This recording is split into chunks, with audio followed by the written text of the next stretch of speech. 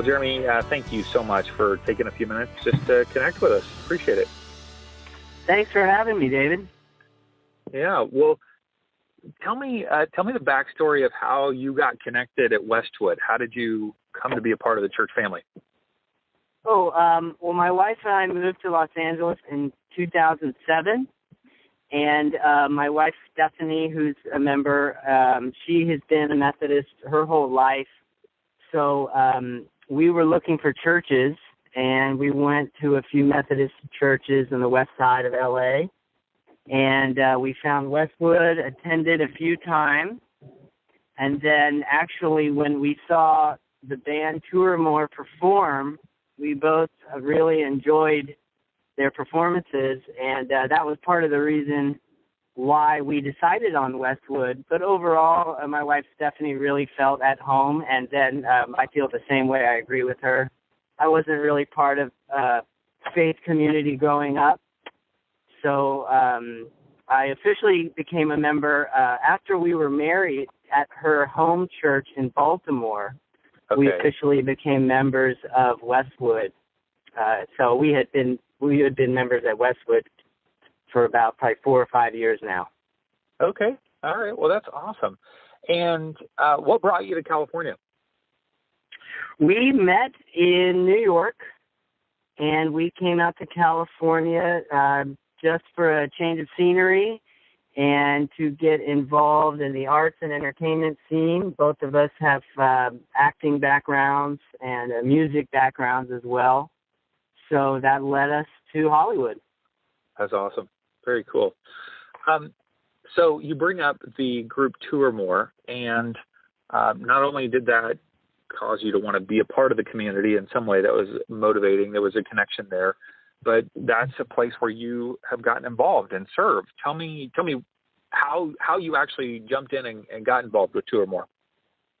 Yes, very much so. It was a big catalyst. And so originally, after seeing their band perform a few times, I was just playing. I was having a jam session with a member, Ralph Barlow, and I was playing harmonica with him while he was playing guitar.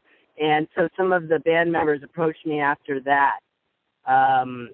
Former band member CZ Wick, who's no longer with us, and Jim Agee, who's one of the founding members of Tour More, recruited me to sit in on a Bob Dylan song.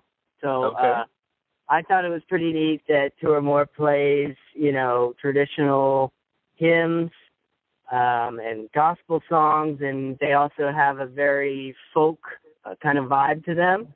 Sure. So they were telling me they wanted me to play on a Bob Dylan song. It was really easy for me to make that decision because I'm a harmonica player. Bob Dylan is one of my favorite artists of all time. Yeah. And so I was a guest musician with them for a few performances, and then I became a regular member. And then the same thing happened with my wife. She's a vocalist, and they recruited her. The band Tour More itself, is taken from the scripture, and so they always need 2 or 3 or 4, if not more, vocalists. And my wife Stephanie was able to be a guest singer, and then she was eventually kind of integrated into the band as well. And sure. One thing I really enjoy that not everybody knows is that we rehearse once a week, and we perform once a month. So basically the band members are all church members who get together on a weekly basis, and we kind of, the night revolves around, food, a meal together and fellowship, and then we always rehearse. We're always planning, 3, 4, 5 weeks ahead of schedule Sure. for our next performance. And so it's really nice as far as community goes. All of our members are involved in other areas of ministry that the church does. So we definitely found our home, and we found our family and ways to contribute to the church, to Tour More. Since I've been playing music with them, I've also been able to help out the youth choir with Ruth Drossel, and also the main sanctuary choir too. You know, if they need a drummer or a percussionist or a harmonica player, I'm always happy to sit in and help out. So you play drums, percussion, harmonica, what else? Yeah, that's about it. You know, I dabble with voice and guitar. But all in all, my wife and I were a very musically inclined family, and our 2-year-old son, Christopher, is following in those footsteps, which we're very happy about. Oh, that's fun. That's fun. Yeah. That's great to hear. I'm not sure how many people know that, because you see a group perform on a Sunday and you can appreciate the music and appreciate the heart that they're bringing to it. But to know that this is really your community. These are the people that you're hanging out with on a weekly basis, sharing a meal, connecting, doing life with. How has that community impacted your spiritual growth or your spirituality? Oh, gosh. You know, since you mention it, I could say there was a moment, and I've told the band this before, but we've been invited to perform at a few ceremonies such as weddings and baptisms. We've performed at our own members' weddings and baptisms, but we've also done a few kind of extracurricular events, community events, and we were invited to perform at former pastor Jane Voigt's had a congregation up in San Luis Obispo. And so actually it was then at San Luis Obispo when I kind of had that moment where, you know, I experienced something. And all in that very moment of seeing the you know, the beauty of the scenery and watching the band perform. Sometimes I get to be an audience member too and watch the band perform. I don't sit in with them every time. So I was watching my wife and I was watching all of the band members perform, and everything was just perfect in that moment. And actually that was when I knew, you know, that I wanted to be with Stephanie forever for the rest of my life. And then also I definitely had that spiritual moment where I was really thankful to be part of you know, something special within our faith community. Yeah. So it really helped me kind of make some big discoveries along the way. I like how you described that. You said it was, you know, there was something special. It was a spiritual moment. Sometimes, the coming to God moment, if you want to call it that. Yeah. Well, as I hear you describe it, you know, you're kind of struggling for words, because those moments are beyond words in reality. Yeah. And that was it. It was in San Luis Obispo, at the beautiful church up there, where everything for me just clicked. So I've shared that with the band before, and you know, we spend a lot of time together, and we support each other, and we share prayers for the entire church community, because, like I was saying, many of the two or more members are committee board members, or they're also involved in you know, prayerful stitches or the food ministry. There's a lot of our members are very active, so they give us the updates on what's going on, and we, you know, share those celebrations and heartbreaks and everything else that goes with it. When you interact with people in your kind of day-to-day life, like you have a job, or you're doing acting, or what is day-to-day life? I've got a full-time job at Santa Monica College. Okay.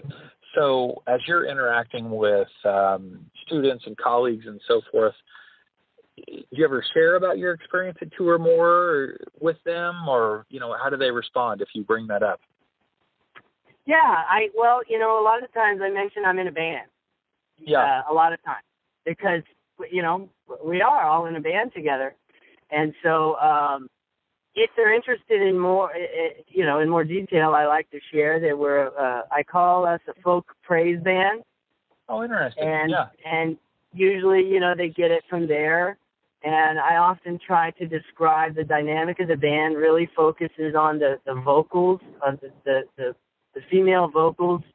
To me, are really the heart and soul, the beautiful blend and the harmonies that they create, you know. And then I call the musicians, the crack band of musicians, where it's usually a guitar and a bass and a harmonica.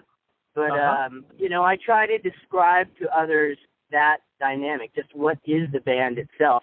It's a band of rotating musicians that, you know, they make praise music in an acoustic folk style.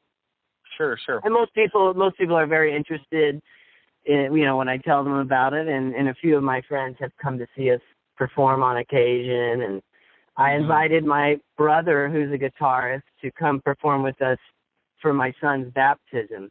So we've definitely brought in guest musicians from, you know, violinists, flute players, and saxophone guests and guest guitarists, and you name it. And again, that kind of fits the two or more spirit.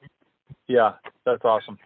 What would you? One last question for you. What would you say is the uniqueness of Westwood? What's unique about the church family? Well, what's unique to me is how dedicated the community is to social justice and breaking down a lot of stereotypes or you know, conceptions, you know, about, for me, like I said, I wasn't part of a big religious upbringing.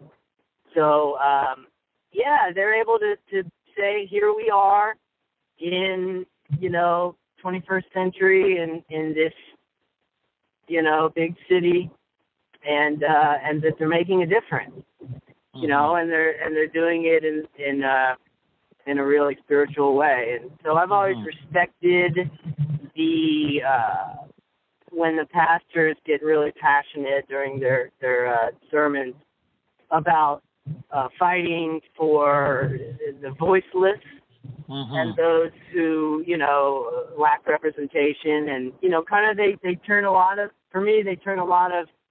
misconceptions upside down. And Sure. You know, so I walk away often with you know, kind of a profound sense of their mission. So yeah, their mission is very clear. You know, they make it very clear. So that's always been, you know, very unique to me. That's great. Very cool. Well, Jeremy, thank you for taking time to share your story. Love hearing it. Love how you got connected. Love how God uses these spiritual moments in this community of two or more to help you get connected in community and grow. So thanks, man. Appreciate it.